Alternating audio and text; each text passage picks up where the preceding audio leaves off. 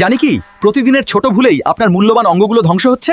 আজ heart, kidney আর liver কথা বলবে। তাদের কথা না শুনলে বড় বিপদে পড়বেন। চলুন তাদের আর্তনাদ শুনি। আমি তোমার পাকস্থলী। তুমি যখন সকালে নাস্তা করো না এবং সারাদিন বাইরের ভাজা পোড়া আর মশলাযুক্ত খাবার খাও, তখন আমার ভেতরটা অ্যাসিডে সারাক্ষণ জ্বলে যায়।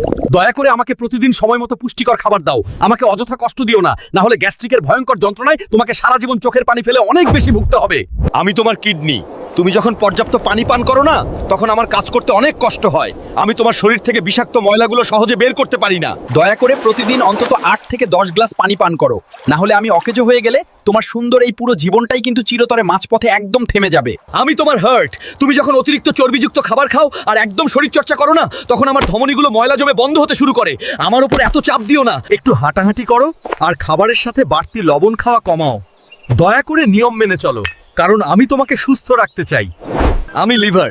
রাত জেগে ফাস্টফুড খেলে আমার উপর ক্ষতিকর চর্বি জমে যায়। আমাকে সুস্থ রাখতে চিনি আর ভাজা পোড়া কমাও, না হলে তোমার পুরো শরীর অকালে বিষাক্ত হয়ে যাবে। আমি ফুসফুস।